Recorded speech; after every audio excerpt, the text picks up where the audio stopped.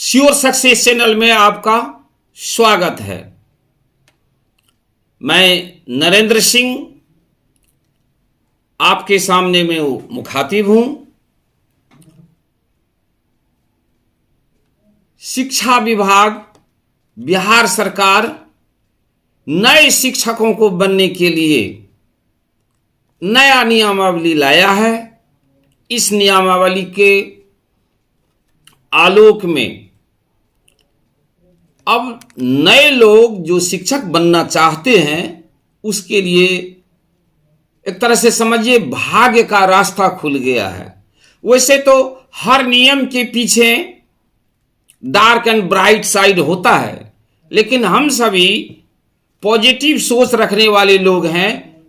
जब भी कोई नियम आवे अंतोगत्वा हम लोग उनके ब्राइट साइड को सोचें। अब ब्राइट साइड क्या है इनका?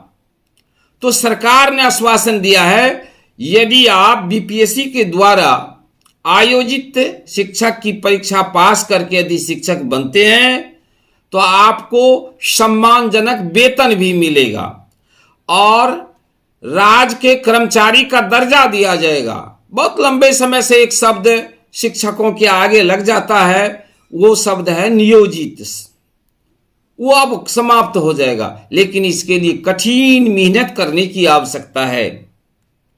मुझे जहां तक अनुभव है, माननीय मुख्यमंत्री लालू प्रसाद जी 25,000 शिक्षक की बहाली किए थे और 16,000 दरोगा का किए थे। हम लोगों को लगा पहली बार लालू प्रसाद जी के रीजन में बीपीएससी द्वारा नए शिक्षकों की बहाली की प्रक्रिया को हम लोगों ने देखा है और जिसका रिजल्ट बहुत अच्छा भी हुआ था। समय बदला, सरकार बदली, परिस्थितियां बदली और बदलती रह गई, उधर हम लोगों को नहीं जाना है। लेकिन इस बदले हुए परिवेश में माननीय मुख्यमंत्री नीतीश कुमार ने जो निर्णय लिया है वह शिक्षा के जगत में एक अहम अच्छा कदम है। और यह अच्छा तब होगा जब हम लोग अच्छे तरह से उनके नियम का पालन करेंगे। ये बीपीएससी कैसे व्यक्ति को पात्र माना है, इस पर भी हम लोग चर्चा करेंगे। आप भी इस नियमावली को पढ़ा है, सुना है, डिस्कशन भी किया है, तो आपको भी इनकी जानकारी है ही। फिर भी हमने सोचा कि आपस में हम लोग बातचीत कर लें, एक मैसेज दे दें ताकि और इसमें मजबूती प्रदान हो जाए। जो सीटेट या बीटेट उत्तीर्ण हुए हैं वही इसमें भाग ले सकते हैं। हायर क्लास के लिए जो एसटीईटी किए हैं वो भी इसमें भाग ले सकते हैं। तो ये अच्छी बात है कि जब जब सोना को अगेन एंड अगेन जब आग में दी जाती है तो उसमें चमक ही बढ़ जाता है। हम सभी नए शिक्षक जो आएंगे, निश्चित रूप से पीछे जितने भी शिक्षक आए हैं उनसे कुछ न कुछ गुणवत्तापूर्ण तो जरूर ज्यादा अच्छा होगा। और इन बिहार सरकार के द्वारा ली जाने वाली जो परीक्षा है बीपीएससी द्वारा, इसको हम लोग पॉजिटिवली सोचें और इसके लिए अभी से तैयार हो जाएं।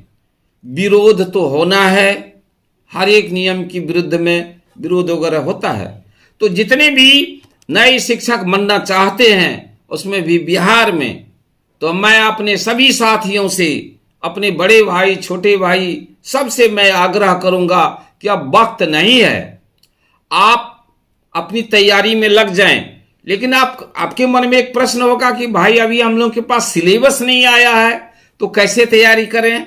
आपके पास सिलेबस सही में बिहार सरकार अभी नहीं दिया है, लेकिन वो सिलेबस बहुत कम समय में आ जाएगा। लेकिन उस सिलेबस के कंप्रीहेंसिबल सिलेबस हम लोगों के पास में है। जैसे कि आप बहुत सारे हमारे मित्र भी केंद्रीय विद्यालय की परीक्षा दिए हैं, पीआरटी की दिए हैं, टीजीटी की दिए हैं, पीजीटी की दिए हैं। तो जो सिलेबस केंद्रीय माध्यमिक शिक्षा बोर्ड अपने शिक्षक के लिए रखे हुए हैं। उसी से मिलता जुलता दिल्ली के भी सरकार DSSB बोर्ड भी रखी हुई है। उसी से लगभग मिलता जुलता उत्तर प्रदेश में जो सुपर टेस्ट चल रही है तो उसका भी मिलता जुलता सिलेबस है। वैसे मिलता जुलता सिलेबस नवोदय विद्यालय का है। यदि आपके पास नवोदय विद्यालय का ही मिल जाए सिलेबस तो तत्काल उसी को मान करके आप चलिए। सभी सिलेबस का एक अध्ययन मैंने किया तो उसमें एक चीज पाया कि इंग्लिश सब में है, जबकि बिहार के लोगों की ये मानसिकता है कि भाई बिना इंग्लिश का हम लोगों का काम चलेगा। लेकिन नहीं, समय बदला है। आज के डेट में इंग्लिश बिल्कुल ऑफिशियल लैंग्वेज हो चुकी है। बगैर इंग्लिश जाने आपको कहीं न कहीं अधूरा महसूस होगा, आपको किसी से मदद लेने की आवश्यकता होगी। लेकिन जो शिक्षक बनना चाहते हैं वो अंग्रेजी की तैयारी अवश्य कर लें। बहुत से मेरे मित्र लोग सीटेट पास कर गए हैं, अंग्रेजी की जगह पर संस्कृत रख के पास कर गए हैं। तो उस दिन तो ऐसी समस्या नहीं थी। आपने जो किया वो बहुत अच्छा किया, लेकिन अब आपको इंग्लिश की परीक्षा में भाग लेना पड़ेगा। इसलिए निश्चित रूप से आप अंग्रेजी की तैयारी अभी से कर दें। जैसा कुछ सिलेबस हम लोगों को मिला है उसमें हमने देखा है, केंद्रीय विद्यालय का जो सिलेबस है उसमें सभी तरह के विषय को शामिल किया गया है। सभी से कहने का अर्थ है कंप्यूटर है उसमें शामिल, रीजनिंग है शामिल, जीके है शामिल, जीएस है उसमें शामिल, और उनके पेडागोगी शामिल है, और हायर क्लास के लिए जो उनका अपना निजी सब्जेक्ट है वो भी उसमें शामिल है। तो आप ये सिलेबस निश्चित रूप से कहीं न कहीं से डाउनलोड कर लीजिए और अध्ययन करके आप अपना पढ़ाई शुरू कर दीजिए। कुछ जानकारी और देना चाहते हैं। अभी की जो परिस्थिति है इस अनुसार प्रायः जो है शिक्षकों का नाम कुछ अलग ढंग से हो गया है। जैसे हाई स्कूल में अभी आप देखिए तो विज्ञान शिक्षक के रूप में उनकी बहाली होती है, और जो आर्ट फैकल्टी से आए हैं सामाजिक विज्ञान शिक्षक करके उनकी बहाली होती है। तो सामाजिक विज्ञान में भी ग्रुप बना दिया है। जैसे यदि कोई हिस्ट्री के टीचर बनना चाहते हैं तो उनके साथ उनका पॉलिटिकल साइंस रहना चाहिए, या यदि कोई ज्योग्राफी है तो उनके साथ उनका क्या कहते हैं इकोनॉमिक्स रहनी चाहिए। ये सब्जेक्ट का कॉम्बिनेशन है। पुराने समय में क्या होता था, सब्जेक्ट वाइज टीचर की बहाली होती थी। जिस समय हम लोग हाई स्कूल में पढ़ते थे उस समय हम लोग के यहाँ जो शिक्षक आए थे वो ज्योग्राफी के स्पेशल करके आते थे, हिस्ट्री के स्पेशल करके आते थे, सिविक्स के स्पेशल करके आते थे, इकोनॉमिक्स के स्पेशल करके आते थे। लेकिन अब ऐसी बात नहीं रही। हाँ, कॉम्बिनेशन का उसमें प्रावधान है। तो आप जो एसएसटी के शिक्षक हैं वो जरूर ख्याल रखेंगे कि हमें अपने कॉम्बिनेशन के साथ ही आगे बढ़ना है, और आप निफिक्र होकर के परीक्षा की तैयारी में लग जाएं। जैसा कि आप देखे हैं कुछ दिन पहले हेडमास्टर की एग्जाम हुई है, मिडिल स्कूल के हेडमास्टर के लिए, उत्क्रमित हाई स्कूल के हेडमास्टर के लिए। आपने उसमें देखा कि बहुत सारे कैंडिडेट परीक्षा में शामिल हुए, लेकिन रिजल्ट कुछ ही लोगों को मिला। क्यों भाई, कुछ ही लोगों को क्यों मिला? इसका भी रीजन था। रीजन ये था कि हमारे शिक्षक जब जॉब ले लेते हैं तो बिल्कुल निश्चिंत हो जाते हैं।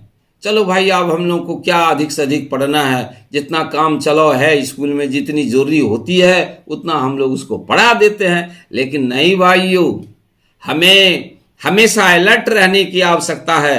अब तो आपको रहना ही होगा। आप उस नियमावली में देखें, जो लोग नियोजित शिक्षक हैं उन्हें भी बीपीएससी के द्वारा परीक्षा में गुजरना पड़ेगा। क्योंकि यदि उनके मन में है कि अच्छा हम तनख्वाह लें, अच्छी सैलरी लें, तो उसके लिए ये बीपीएससी के द्वारा आयोजित परीक्षा देनी होगी।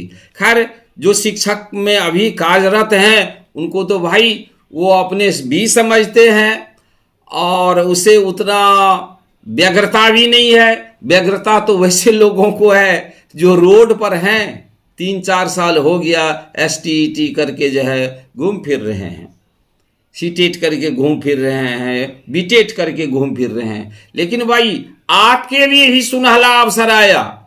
आप कई बार नियोजन इकाई से कम नंबर रहने के चलते आप लौट आए थे, लेकिन भाई नहीं, अब आप बाजी मार सकते हैं। 6 महीना की आपकी मेहनत 60 वर्ष तक आपको निश्चिंत जो है सुकून देगा। तो क्यों नहीं हम 6 महीना की तैयारी कर लें? कम समय में ही अब जल्दीबाजी सरकार निकालेगी विज्ञापन, चूंकि इसे लोकसभा का भी चुनाव करवाना है, अब 25 में विधानसभा का भी करवाना है। तो ये दोनों दृष्टिकोण से पहले भी हम लोग इस बात को समझते थे कि जब जब सरकार का चुनाव आता है तब तक कई आंदोलन जो है खड़ा होता है बिहार में, और मान मनोबल होती है सरकार और आम जनता के बीच में हो ही जाती है। तो क्यों नहीं ये अवसर में हम लोग अच्छा से अच्छा लाभ उठावें और अपने जीवन को सफल बनाने। हम आप सबों से आग्रह करते हैं कि आपके भी मन में बहुत सारे प्रश्न होंगे तो कमेंट के माध्यम से प्रश्न मुझे देंगे, मैं भरसक उनकी भरपाई करूंगा। चैनल को आपको तो सब्सक्राइब करना ही है, ये तो कॉमन बात है, हमें कहने की क्या आवश्यकता। तो मैं इन्हीं बातों के साथ तमाम अपने श्रोताओं से विदा चाहता हूं। धन्यवाद।